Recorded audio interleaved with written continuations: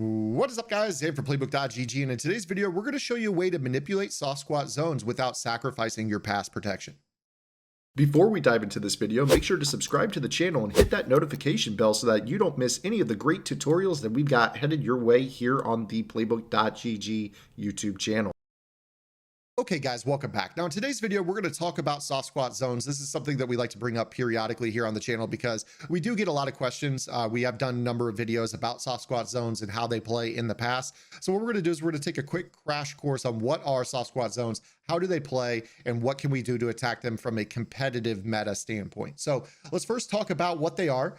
Soft squat zone is a match zone. This is found in cover 2 blitzes, such as the nickel blitz 2, as well as in cover 2 sync play. So your drop 7 4-man rush type cover 2 sync. The way a lot of players like to use them competitively is they like to blitz 7, make you have to throw quickly, and then they will mix up soft squat zones, outside quarters, or man coverage on the outside receiver. So we're going to show you at least how to attack the soft squat zones. Let's first go ahead and show you exactly what I mean by how they play match principle. So you would think by looking at them that they look like they cover the short outside area of the field. That is not really the case. So we take a look here, soft squat zone. He's actually tied to the number 1 receiver. So when we talk about numbering of receivers, we start on the outside. Mecole Hardman is the number 1 receiver. Travis Kelce is the number 2. If you take a look to the left side of the field, Sammy Watkins is number 1. Tyreek Hill is number 2. And the running back, Damian Williams, is classified as the number 3 receiver on that side in terms of how match zones work. So if number 1 goes vertical on a play, you will see a soft squat zone play him man-to-man the entire way down the field. So we'll go ahead and show you what I mean here. I'm just going to run a route combination where we just send Mecole Hardman deep as well as Travis Kelce on that side. And you're going to see how Richard Sherman runs and chases with him the entire way down the field. I'll try to scramble and show you that. You see how Sherman is running with him. Pretty easy to see that he's playing a conversion of match coverage, converting the man on the vertical threat. Now, soft squat zones will play a trap, or they will squat on a flat throw to number 2. So if I were to put Travis Kelce on a flat route, what you will notice is that Richard Sherman will back up with Hardman off the line and then trap the throw to Travis Kelce. To illustrate this a little bit better, what I'm going to do is I'm going to put Travis Kelce on the slot, make it look like a little 2x2 spread formation, but he will do this to the tight end as well. But I really want to illustrate him squatting on the throw to number 2 in the flat. So drops off in man coverage and then squats on the throw, and that's a pick. So these are known as kind of like trap zones. You'll see teams use these in real life. They'll call like a cover 2 trap or, a squat. So that's exactly what they're doing. They're converting off a number 1 vertical, passing him off to the safety over the top, and then jumping the quick throw to the flat. So the problem is competitively, you need an ability to manipulate that soft squat zone, but also deal with the 7-man blitz meta. So that's very, very tough. And what we're going to do here is we're going to show you how to make them do something very similar to this. You notice how he drops them off at about 7-8 yards to that safety. Now let's talk about how players play competitively. Nobody really just runs a front 4 rush unless you're talking about like nickel over G. Most of those players play cover 3. What a lot of players will do, though, whether it be from nickel normal or 3-4 or whatever formation they want, is to blitz everyone, walk their safeties down, and play soft squats on the outside. Now, let me kind of explain the rationale for that thought process. The reason that they think this is, 1, if I pull the safeties down in the box, if they hike throw to the slot receiver or the tight end off the line against the blitz, these safeties are close enough, Colbert and Tart, are close enough to basically get into the throwing lane and cause a dice roll for a drop, maybe even interception off of the tip. If they throw quickly to the flat, they also have a soft squat on the field in the form of Richard Sherman and the outside corner opposite, Verrett.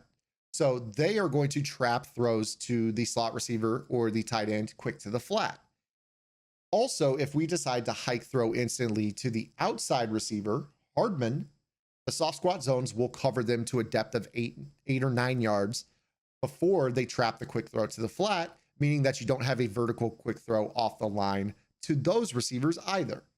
So how do you deal with somebody who blitzes 7, walks their safeties down to take away quick throws down the seam, and plays soft squats on the outside? Well, what we've been doing here at Playbook is what we've called is a tight end delay flat.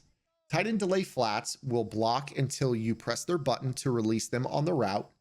And then what they also will do is serve as a flat threat, at least under the hood, where the soft squat zone will drop off the vertical route to Hardman. Now, if you talk about the safeties being down in the box now, which so many players like to do, now we're in a situation where that safety is ill-equipped to recover and take away that throw down the sideline. So what I'm going to do here is I'm going to show you how this works. We snap the ball. Notice how he drops him off. See how he drops him off, and we're able to fit that throw out there over the top. Now it looks to you right there that Richard Sherman was in the zone and didn't really drop it off that quickly, right? He just trailed him. We'll go ahead and show you again that this is a pretty consistent result in terms of how players like to play. I'm actually, for the sake of showing how they drop it off, I'm going to spy off the rush. But you can imagine here in this situation where we're just putting the tight end on a delay flat, Hardman on a streak, blocking the running back for 7 blockers against 7 rushers. And then you can do whatever you want with the other 2 receivers. But what you're going to see is how Richard Sherman drops it off.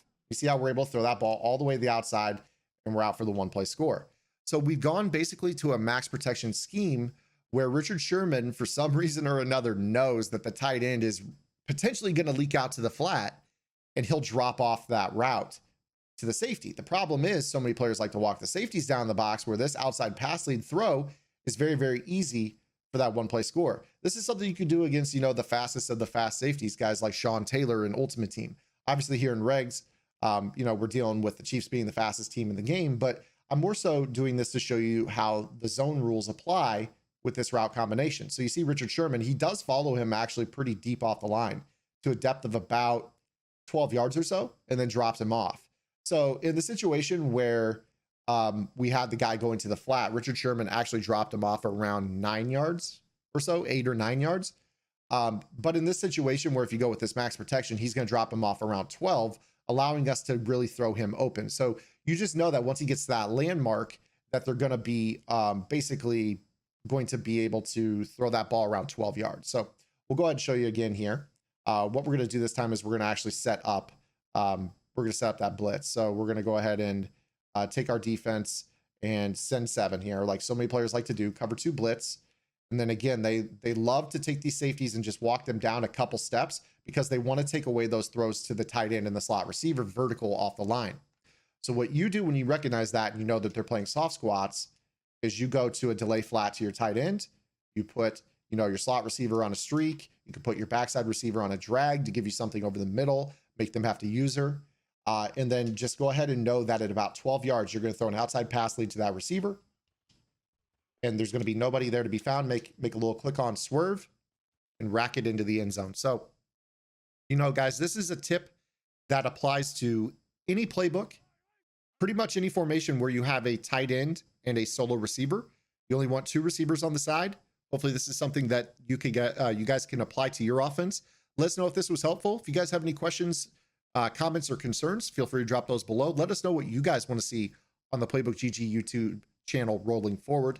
We'll see you guys tomorrow.